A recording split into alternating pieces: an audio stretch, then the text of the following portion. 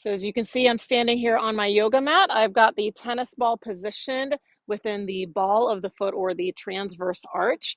And I'm hanging onto a chair so that I can rest a little more of my body weight into that ball.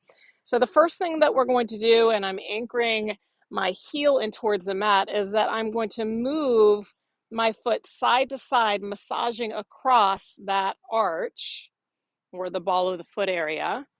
And I might feel almost as if I'm beginning to spread the bones of the feet away from one another a little bit. So that's the first action.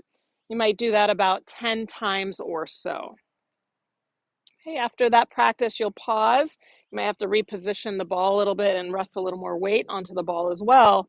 We're going to go ahead and make a foot fist, allowing those toes to grip towards the ball.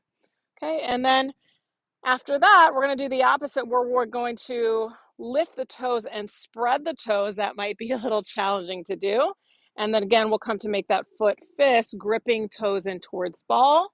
And then we'll lift toes, seeing if we can spread them away from ball. So we're going to do that about 5 times. You could do it 5, 10 times. And for me, this really depends on the day as far as how it feels. Things might feel a little tight within the toes. I might not feel like I'm able to spread the toes that well on any given day. Some toes are a little more on board than others.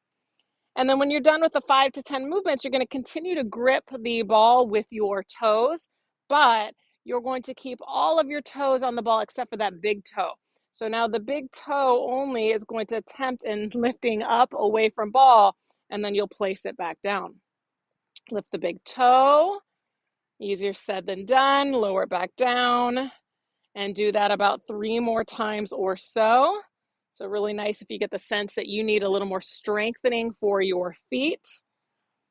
I certainly did. I had a stress fracture in the ball of my foot years ago, and I had to be very diligent about these types of practices. So once you've done that, you can come off the ball. It's always a good idea to kind of feel the feet before you move on to the other side. And notice how the side that you've worked with might feel different from the side that you haven't. So of course, you'll do both feet. See how this works out for you. We all have different reasons as to why we want to get into these types of practices. Usually the body sends us a little reminder that we need to pay attention to these areas of the body, as that's what's happened for me. That's what inspires and fuels my practice to share these things with you. And if you enjoy this practice, please subscribe to my channel, Play Tennis Practice Yoga, for videos every Tuesday. Happy practicing in the meantime.